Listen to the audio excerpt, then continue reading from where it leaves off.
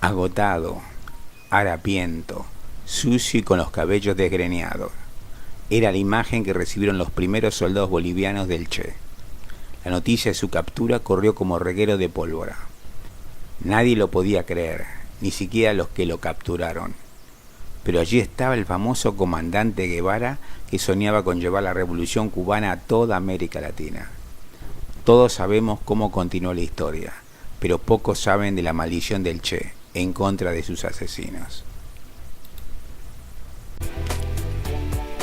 Quiero pedirte unas cosas. Si te gustó el video, dame like. Si no te suscribiste, suscríbete, así recibirás aviso de los próximos videos que se irán subiendo. Si te agrada el contenido del canal, compártelo con amigos, familiares, colegas, vecinos, conocidos, así más personas podrán disfrutar de él. Y, por encima de todo, dejen sus comentarios. Nada me daría más placer. Ahora sí, disfruten del video.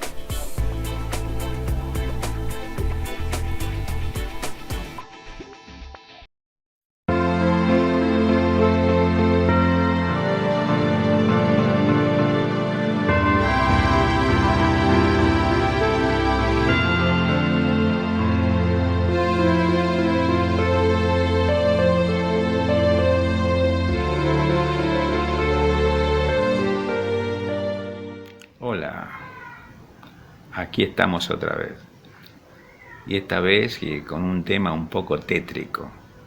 Se trata de la maldición del Che Guevara, las desgracias que cayeron sobre todas las personas que han estado involucradas directa o indirectamente con su captura y, digamos, asesinato, ya que no fue juzgado, no se le dio un juicio justo, sino fue, digamos, ejecutado de forma sumaria, sin ningún tipo de defensa legal para él.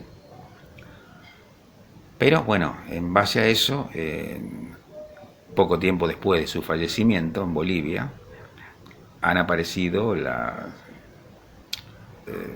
hay individuos involucrados en su captura y asesinato, le han sucedido cosas, o murieron en forma trágica, o le pasaron cosas trágicas, y bueno, entonces empezó a circular la famosa maldición del Che, que se asemeja mucho a la de Tutankamón, a la maldición del faraón, que también tengo un video en el canal, mírenlo también. No es concluyente, por supuesto, pero es llamativa, ¿no? que estas cosas sucedan. Pero bueno, el Che tiene su maldición. No sé si real o ficticia, pero es llamativa, deja mucho para investigar, deja mucho espacio para la reflexión. Y para eso son estos videos, para que descubramos cosas extrañas y tratemos en forma racional de esclarecerlas. No digo más, no es un video demasiado largo, es interesante, y me despido de ustedes como siempre. Nos vemos en una próxima producción, si es que no me alcanza alguna maldición. Chao, hasta la vista.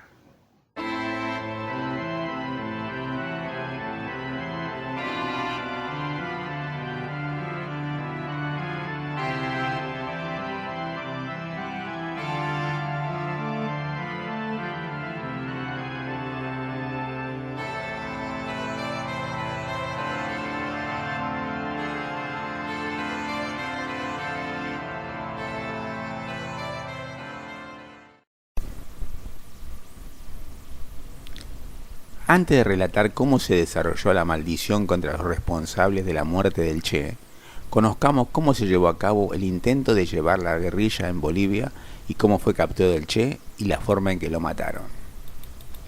Tras analizar varias opciones, el Che Guevara, con apoyo de Fidel Castro, decidió establecer un foco guerrillero en Bolivia, un país que, estando en el corazón de Sudamérica y limitando con Argentina, Chile, Perú, Brasil y Paraguay, permitía extender con facilidad la guerra de guerrillas a todo el subcontinente, sobre todo a su país natal. El 21 de julio de 1966, el Che volvió secretamente a Cuba. Allí se reunió con Fidel Castro, su esposa, Orlando Borrego y el grupo de guerrilleros que lo acompañaría a Bolivia. El 2 de noviembre, sin revelar su identidad, vio por última vez a sus hijos, con excepción de Hildita, la mayor, debido a que podría reconocerlo. Poco después, entre septiembre y octubre de 1966, el Che Guevara volvió a reunirse con Perón en Madrid para pedir el apoyo del peronismo a su proyecto guerrillero en Bolivia. Perón se comprometió a no impedir que aquellos peronistas que quisieran acompañar a Guevara lo hicieran, pero no aceptó involucrar al movimiento peronista como tal en una acción guerrillera en Bolivia, aunque sí comprometió el apoyo del peronismo cuando la guerrilla del Che trasladase su acción al territorio argentino. El 7 de noviembre de 1966, día en que comienza su diario en Bolivia, Ernesto Guevara se instaló en una zona montañosa y selvática ubicada cerca del río Ñancahuazú, en el sudeste del país, donde las últimas estribaciones de la cordillera de los Andes se unen con la región del Gran Chaco. El grupo guerrillero estable estaba integrado por 16 cubanos, entre ellos muchos de los hombres de su círculo íntimo, 26 bolivianos, 3 peruanos y 2 argentinos. En total 47 combatientes, de los cuales Tania era la única mujer, cuyo nombre real era Tamara Bunke. Aunque en el grupo de apoyo desempeñó también un importante papel Loyola Guzmán, quien resultó detenida y torturada. Tomaron el nombre de Ejército de Liberación Nacional de Bolivia, ELN, con secciones de apoyo en Argentina, Chile y Perú. El 11 de marzo de 1967, 2 desertores fueron detenidos poniendo sobre aviso al gobierno que ese mismo día solicitó la cooperación de Estados Unidos y organizó un sistema de inteligencia coordinado con Argentina, Brasil, Chile, Perú y Paraguay. El 23 de marzo comenzaron los enfrentamientos armados. El ELN copó a una unidad militar y mató a 7 soldados. Poco después dejaron el campamento para escapar del cerco que comenzó a formar el ejército boliviano. El 3 de abril, Guevara dividió sus fuerzas poniendo a Juan Acuña Núñez, Vilo o Joaquín al mando de la segunda columna. Ambos grupos se perdieron y no volverían a encontrarse. En sucesivas escaramuzas fueron muriendo sus hombres: Jesús Suárez Gabol, Jorge Vázquez Viaña, Loro, a quien dieron por desaparecido, y Eliseo Reyes, que lo acompañaba desde Sierra Maestra. El 20 de abril, el ELN sufrió un duro golpe al ser capturados 2 miembros de la red de apoyo, Regis Debray y Ciro Busto, cuando intentaban dejar la zona. Ambos fueron torturados y terminaron brindando información clave. Los actos de Debray y Bustos bajo tortura, como también por otro lado la inacción de Mario Monge, secretario general del Partido Comunista de Bolivia, que debió haber ofrecido apoyo logístico, han sido muy discutidos. En junio y julio de 1967, el ELN perdió 7 hombres más: Casildo Condorí, Antonio Sánchez Díaz, Carlos Coelho, Tuma, Julio Velasco, Serapio Aquino, Raúl Quispava y Martínez Tamayo, Papi. El 1 de agosto de 1967, la CIA envió 2 agentes para sumarse a la casa del Che Guevara, los cubanos estadounidenses Gustavo Villoldo y Félix Ismael Rodríguez. El 31 de agosto de 1967, el ejército emboscó a la segunda columna en Vado del Yeso, cuando cruzaban el río, resultando que todos, excepto uno, morirían: Vilo Acuña, Tamara Bunke, Apolinar Aquino, Walter Arencibia, Moisés Guevara, Gustavo Machín, Freddy Maimúa, Israel Reyes y Restituto Cabrera. Sus cuerpos fueron expuestos primero como trofeos y luego enterrados clandestinamente. Después de dar un gran rodeo y tomar Samaipata por unas horas, la primera columna había quedado aislada y con la salida hacia el Río Grande bloqueada, lo que los obligó a subir la montaña en dirección a La Higuera. El 26 de septiembre entraron al pequeño caserío de La Higuera y al salir la vanguardia fue emboscada, muriendo 3 de ellos: Coco Peredo, Mario Gutiérrez y Manuel Hernández. Los 17 supervivientes escaparon trepando todavía más y el 7 de octubre comenzaron a bajar hacia el río. El 8 de octubre fueron sorprendidos en la quebrada del Churo. El Che Guevara ordenó dividir el grupo en 2, enviando a los enfermos delante y quedándose con el resto a enfrentarse a las tropas del gobierno. Harry Villegas, Pombo, uno de los 5 sobrevivientes, cuenta así ese momento crítico. Yo pienso que él pudo escapar, pero traía un grupo de gente enferma que no se podía desplazar a la misma velocidad que él. Cuando el ejército comienza la persecución, decide pararse y dice a los enfermos que sigan. Entre tanto el cerco se va cerrando. Sin embargo, los enfermos logran salir. O sea, el enemigo fue más lento que los enfermos. A los que venían en la persecución directa, el Che los aguanta. Cuando él va a continuar, el cerco se cerró y entonces se produce el enfrentamiento directo. Pero si él hubiera salido con los enfermos, se habría salvado. Transcurría 3 horas de combate, Guevara resultó herido levemente en una pierna y capturado junto con Simeón Cuba, Willy, mientras que 3 de sus hombres perdieron la vida: René Martínez Tamayo, Orlando Pantoja, Olo, y Aniceto Reinaga. Alberto Fernández Monte de Oca fue malherido y murió al día siguiente. Mientras al día siguiente sería capturado Juan Pablo Chang, el chino. Otros 4 guerrilleros fueron perseguidos y murieron en el combate de Cajones 4 días después. Octavio de la Concepción de la Pedraya, Moro, Francisco Huanca, Pablo, Lucio Garbán, Eustaquio y Jaime Arana, Chapaco. Los 6 guerrilleros que iban delante: Harry Villegas, Pombo, Dariel Alarcón, Benigno, Leonardo Tamayo, Urbano, Inti Peredo, David Adriasola, Darío y Julio Méndez Corne, Ñato, lograron escapar. El ejército los persiguió batiendo a Ñato, pero los 5 restantes lograron finalmente salir de Bolivia hacia Chile. La muerte del Che. Durante la acción en Quebrada del Yuro, Guevara resultó herido en su pierna izquierda y fue capturado junto a Simeón Cuba Sanabria, Willy, siendo llevado a Liguera, donde fueron recluidos en la escuela, en aulas separadas. Allí colocarían también los cadáveres de los guerrilleros muertos y también sería reducido al día siguiente Juan Pablo Chang. Entre las pertenencias requisadas por los militares estaba el diario que el Che llevaba en Bolivia. El 9 de octubre, el gobierno boliviano informó sobre el fallecimiento de Ernesto Guevara, ocurrido el día anterior. Simultáneamente llegaron el coronel Joaquín Centeno Anaya y el agente de la CIA, Félix Rodríguez. Poco después del mediodía, el presidente Barrientos dio la orden de ejecutar al Che Guevara.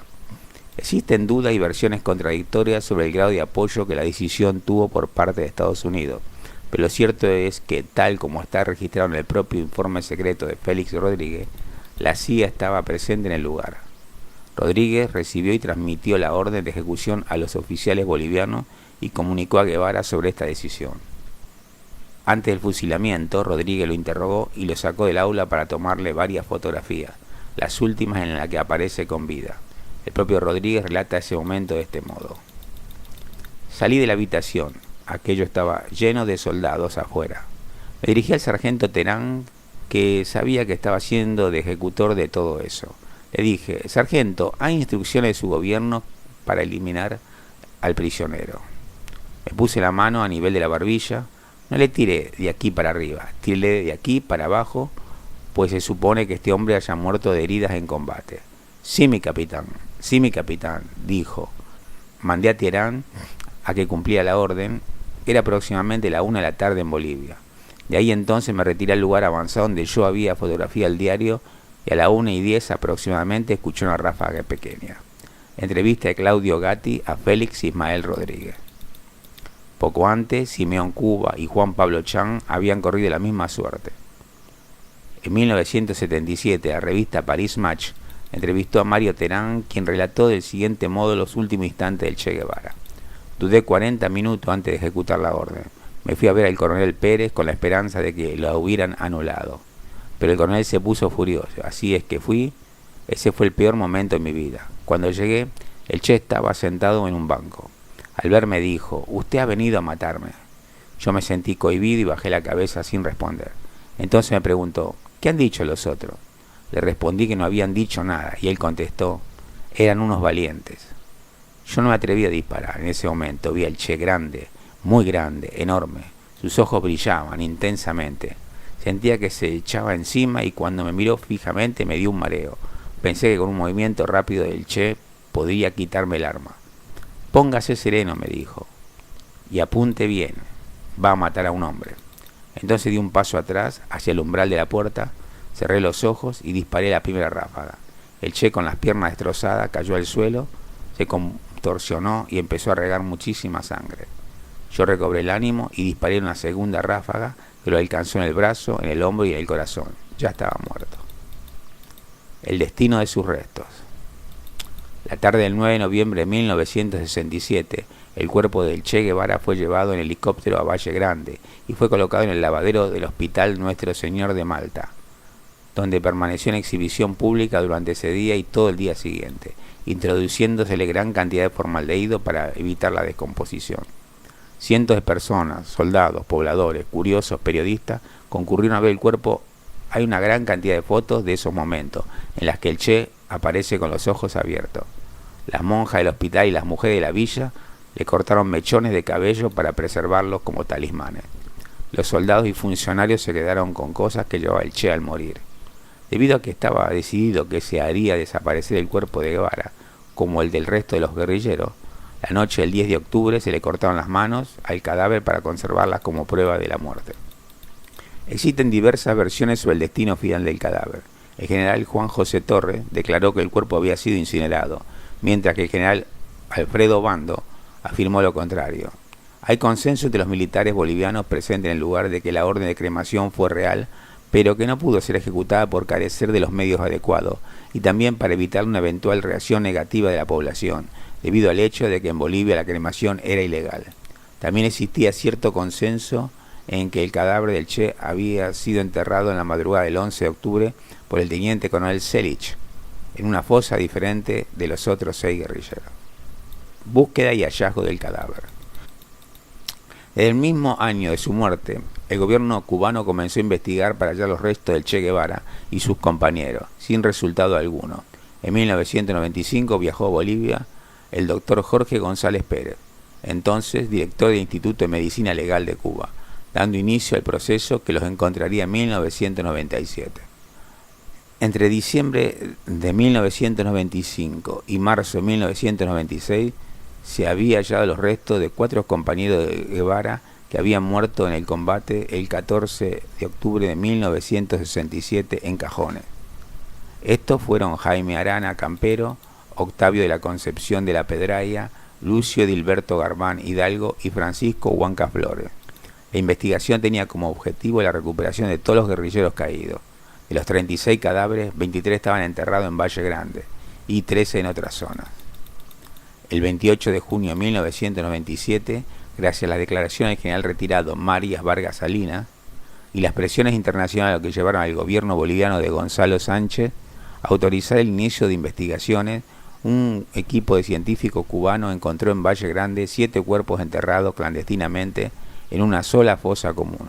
Identificaron entre ellos, con el apoyo del equipo argentino de antropología forense, que fue el primer grupo que llegó el 29 de noviembre de 1995, al de Ernesto Guevara, y los de 6 de sus hombres: Alberto Fernández Monte de Oca, Pacho; René Martínez Tamayo, Arturo; Orlando Pantoja Tamayo, Olo; Aniceto Reinaga, Aniceto; Simeón Cuba, Willy; y Juan Pablo Chan, el chino.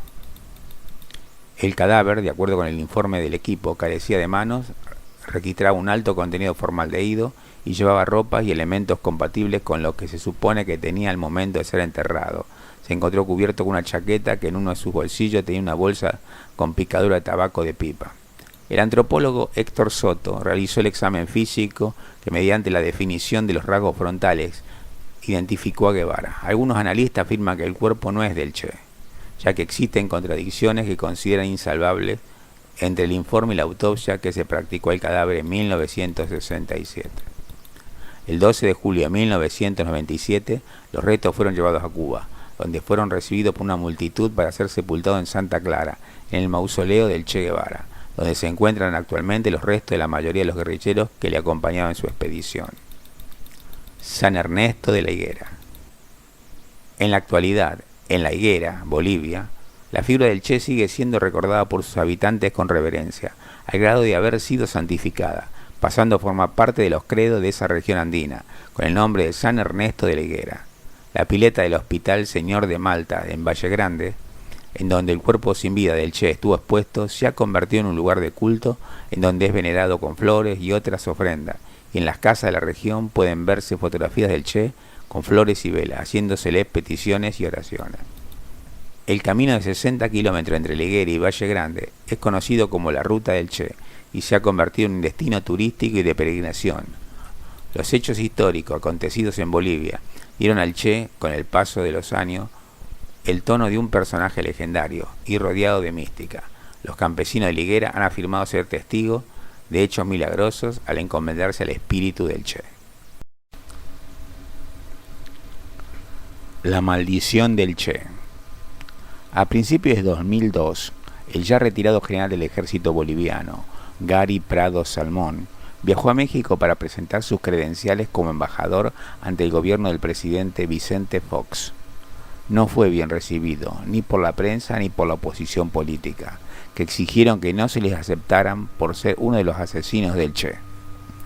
En medio de esa situación fue entrevistado por el periodista de El Universal, Héctor de Mauleón. Después de las preguntas de rigor sobre el problema diplomático que lo tenía como protagonista, el cronista le terminó preguntando: ¿esto también es resultado de la maldición del Che? Gary Prado sonrió. No hay forma de parar todo eso, contestó resignado. La pregunta no era ociosa. Prado se movilizaba en una silla de ruedas desde 1981, cuando otro oficial del ejército le disparó accidentalmente en la columna vertebral cuando manipulaba un fusil y lo dejó paralítico. Para entonces, la leyenda de la maldición que perseguía a los hombres que, de alguna manera u otra, habían estado relacionados con la muerte de Ernesto Guevara parecía una verdad incuestionable.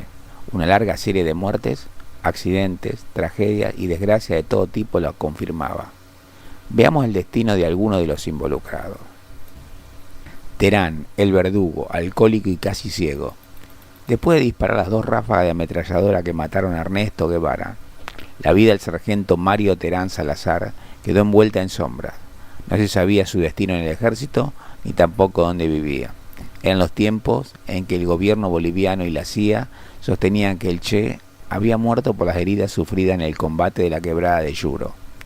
El primer periodista que pudo encontrarlo, en 1970, menos de 3 años de la muerte de Guevara, fue el italiano Roberto Savio, que había viajado a Bolivia mandado por la RAI para hacer un documental sobre la ruta del Che. Savio descubrió dónde vivía Terán y golpeó la puerta de su casa. Primero, el sargento negó ser quien era, pero finalmente logró convencerlo y, cámara en mano, registró este diálogo. ¿Cómo murió Guevara?, preguntó Savio. Desangrado, por las heridas, respondió Terán. Tenía una herida en el corazón, tiene que haber muerto al instante.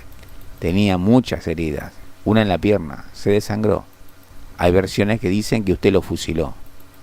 No me consta, murió por las heridas, insistió Terán antes de cerrar la puerta en las narices del periodista.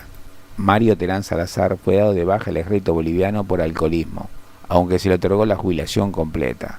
Después de esta entrevista, Terán volvió a transformarse en un fantasma hasta que en 2006, cuando se presentó prácticamente ciego en un hospital de Santa Cruz de la Sierra, donde un equipo de médicos cubanos que estaba realizando trabajo de ayuda humanitaria en apoyo al gobierno de Evo Morales, lo operó de catarata. Es una verdadera paradoja. Terán tenía problemas de catarata y fue curado en la Operación Milagro por médicos cubanos totalmente gratis. Escribió entonces el periodista Pablo Ortiz en el periódico El Deber de Santa Cruz. Después de eso, Terán dio unas pocas entrevistas. Estaba en la ruina y necesitaba dinero. En una de ellas finalmente reconoció haber fusilado a Guevara. Heredará sus padecimientos. Félix Rodríguez, el agente de la CIA encargado de la operación que capturó al Che, comenzó a sufrir ataques de asma después de que se ejecutó su muerte, enfermedad que padecía el Che. Bella y peligrosa. El 1 de abril de 1971, a las 10 menos 20 de la mañana, una joven elegante espera en la antesala del consulado boliviano en Hamburgo.